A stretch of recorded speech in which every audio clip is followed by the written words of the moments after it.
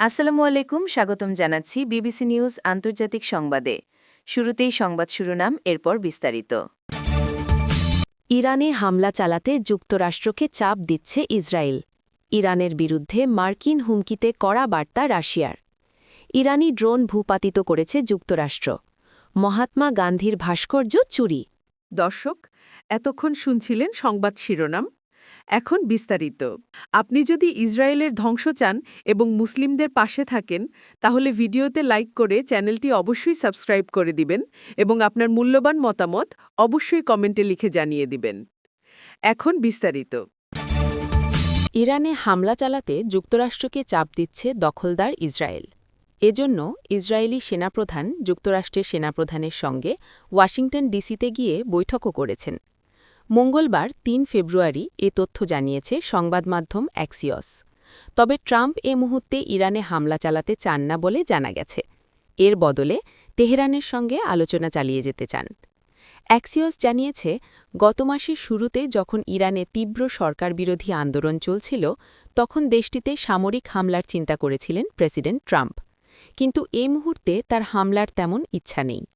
সংবাদমাধ্যমটি আরও জানিয়েছে, গত মাসে ট্রাম্প ইরানে প্রতীকী বা ছোট হামলা চালাতে চেয়েছিলেন।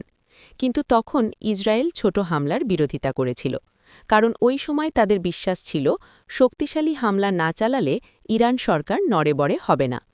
কিন্তু কয়েকদিনের মধ্যে ইরানের নিরাপত্তা বাহিনী বিক্ষোভ নিয়ন্ত্রণে নিয়ে আসলে এবং সাধারণ মানুষ নতুন করে বিক্ষোভ শুরু করতে আগ্রহ হারিয়ে ফেলার পর ট্রাম্প হামলার পরিকল্পনা থেকে সরে আসেন। এরপরই ইসরায়েল চাপ দেওয়া শুরু করে।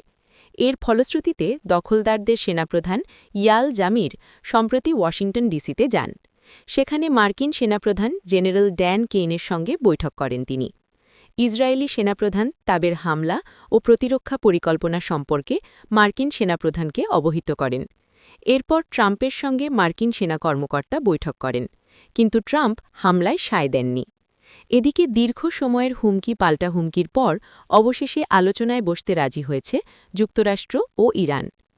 আগামী শুক্রবার তুরস্কে ইরানি পররাষ্ট্রমন্ত্রী আব্বাস আরাগভি ও মার্কিন বিশেষ দূত স্টিভ উইটকোফের মধ্যে সরাসরি আলোচনা হবে।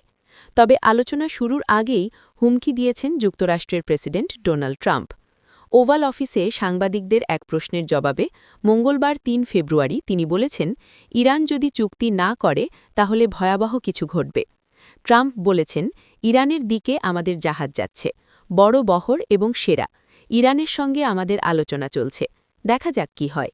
যদি আলোচনার মাধ্যমে কোনো সমাধান হয়, অসাধারণ হবে, কিন্তু যদি এর মাধ্যমে না হয় তাহলে ইরানের সঙ্গে খারাপ কিছু ঘটবে।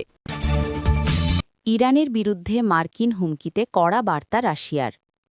ইরানের বিরুদ্ধে যুক্তরাষ্ট্রের নতুন সামরিক হুমকির তীব্র নিন্দা জানিয়ে কঠোর প্রতিক্রিয়া ব্যক্ত করেছেন রাশিয়ার পররাষ্ট্রমন্ত্রী সের্গেই লাভরভ। এ ধরনের কোনো আগ্রাসন আঞ্চলিক ও বৈশ্বিক নিরাপত্তার জন্য মারাত্মক পরিণতি ডেকে আনতে পারে বলে সতর্ক করেছেন তিনি। সোমবার ২ ফেব্রুয়ারি এক সংবাদ সম্মেলনের জন্য প্রস্তুত করা লিখিত বক্তব্যে লাভরভ বলেন, ইরানের পারমাণবিক কর্মসূচিকে ঘিরে চলমান উত্তেজনা প্রশমনে এবং চাপ কমাতে মস্কো সক্রিয়ভাবে কাজ করে যাচ্ছে। তিনি জোর দিয়ে বলেন, ইরানের বিরুদ্ধে নতুন সামরিক হামলার হুমকি সম্পূর্ণ অগ্রহণযোগ্য।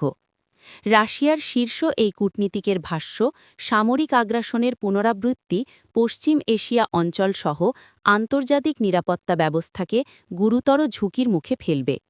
তিনি আরও সতর্ক করে বলেন, বিদেশি প্ররোচনায় সৃষ্ট অস্থিরতাকে অজুহাত হিসেবে ব্যবহার করে ২০২৫ সালের জুনে ইরানের বিরুদ্ধে সংঘটিত আগ্রাসন পুনরাবৃত্তি করা হলে তা বৈশ্বিক স্থিতিশীলতাকে মারাত্মকভাবে ক্ষতিগ্রস্ত করবে। একই দিনে এ বিষয়ে প্রতিক্রিয়া জানায় ক্রেমলিনও।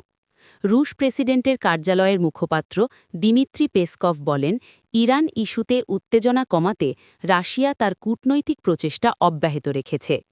পেসকভ জানান, ইরানের সমৃদ্ধ ইউরেনিয়াম প্রক্রিয়াকরণ বা সংরক্ষণ নিয়ে বাস্তবসম্মত সমাধানের প্রস্তাব দিয়ে আসছে মস্কো, যাতে পরিস্থিতি স্বাভাবিক রাখা যায়। তিনি বলেন, বিষয়টি দীর্ঘদিন ধরেই আলোচনায় রয়েছে এবং বিভিন্ন পক্ষের উদ্বেগ কমানোর সম্ভাব্য পথ হিসেবে রাশিয়া তার সহযোগিতার প্রস্তাব দিয়ে যাচ্ছে। তিনি আরও জানান, সংশ্লিষ্ট সব পক্ষের সঙ্গে যোগাযোগ বজায় রেখেছে রাশিয়া এবং সংঘাত উস্কে দেওয়ার পরিবর্তে উত্তেজনা প্রশমনে প্রতিশ্রুতিবদ্ধ রয়েছে। ইরানি ড্রোন ভূপাতিত করেছে যুক্তরাষ্ট্র। আরব সাগরে অবস্থিত মার্কিন বিমানবাহী রণতরীর দিকে আগ্রাসীভাবে ধেয়ে আসা ইরানের একটি ড্রোনকে গুলি করে ভূপাতিত করেছে যুক্তরাষ্ট্র। মার্কিন সামরিক বাহিনীর এক মুখপাত্র এ তথ্য জানিয়েছেন। ইউএস সেন্ট্রাল কমান্ডের মুখপাত্র ক্যাপ্টেন টম হকিন্সের বরাত দিয়ে ব্রিটিশ সংবাদমাধ্যম বিবিসি জানায়, বিমানবাহী রণতরী ইউএসএস আব্রাহাম লিঙ্কন থেকে উড্ডয়ন করা একটি F-35 স্টেলথ ফাইটার জেট ড্রোনটিকে গুলি করে ভূপাতিত করে। মঙ্গলবার ৩ ফেব্রুয়ারি ওই প্রতিবেদনে বিবিসি আরও জানায়, ড্রোনটি যখন এর দিকে অজানা উদ্দেশ্য নিয়ে উড়ে আসছিল, তখন মার্কিন রণতরীটি ইরানের উপকূল থেকে প্রায় ৫০০ মাইল দূরে অবস্থান করছিল বলে জানান ক্যাপ্টেন হকিন্স। তিনি আরও জানান, এই ঘটনায় মার্কিন বাহিনীর কোনো ক্ষতিক্ষয় হয়নি। ওয়াশিংটন এবং তেহরানের মধ্যে এখনও পরিস্থিতি উত্তপ্ত। এমন সময় মার্কিন রণতরীর আশপাশে ইরানের ড্রোনের আনাগোনা নতুন করে উত্তেজনা তৈরি করবে তা বলার অপেক্ষা রাখে না। ইরান যদি এর চলমান পারমাণবিক প্রকল্প সীমিত করতে চুক্তিতে রাজি না হয়, তবে দেশটির বিরুদ্ধে সামরিক শক্তি প্রয়োগের হুমকি দিয়েছেন যুক্তরাষ্ট্রের প্রেসিডেন্ট ডোনাল্ড ট্রাম্প। মহাত্মা গান্ধীর ভাস্কর্য চুরি। অস্ট্রেলিয়ার মেলবোর্নের রোভিলে ইন্ডিয়ান কমিউনিটি সেন্টারের সামনে থেকে মহাত্মা গান্ধীর ৪২৬ কেজি ওজনের একটি ভাস্কর্য চুরির ঘটনা ঘটেছে। নয়াদিল্লির Indian Council for Cultural Relations ভাস্কর্যটি উপহার দিয়েছিল। সংবাদমাধ্যম অস্ট্রেলিয়া টুডে মঙ্গলবার ৩ ফেব্রুয়ারি জানিয়েছে, গতকাল সোমবার রাত ১২:৫০ দিকে মহাত্মা গান্ধীর ভাস্কর্য চুরির ঘটনা ঘটে। চোররা অ্যাঙ্গেল গ্রিন্ডার ব্যবহার করে পায়ের কাছ থেকে ভাস্কর্যটি কেটে নিয়ে চলে যায়। কারা এটি চুরি করেছে এটি এখনও স্পষ্ট নয়। সামাজিক যোগাযোগ মাধ্যমে প্রকাশিত ছবিতে দেখা গেছে ভাস্কর্যটি পায়ের কাছ থেকে কাটা। এটির পায়ের তালুগুলো শুধুমাত্র সেখানে রয়ে গেছে। চুরির পর ঘটনাস্থলে যান পুলিশ সদস্যরা। ভাঙ্গা ব্রোঞ্জের ব্যবসায়ীদের পুলিশ সতর্ক করেছে, কেউ যদি তাদের কাছে ব্রোঞ্জ বিক্রি করতে আসে তাহলে তাদের যেন অবহিত করা হয়। ইন্ডিয়ান কমিউনিটি চ্যারিটেবল ট্রাস্টের কমিটি মেম্বার সন্তোষ কুমার বলেছেন, চুরির ঘটনা আংশিক ভবনের সিসিটিভিতে ধরা পড়েছে এবং পরের দিন এ ব্যাপারে জানানো হয়েছে। অস্ট্রেলিয়ার সাবেক প্রধানমন্ত্রী স্কট মরিসন ২০২১ ভাস্কর্য স্থাপন অনুষ্ঠানে উপস্থিত ছিলেন। ভাস্কর্যটি স্থাপন করার মাত্র ২৪ ঘণ্টা পরই এটিতে ভাঙচুর চালানো হয়েছিল।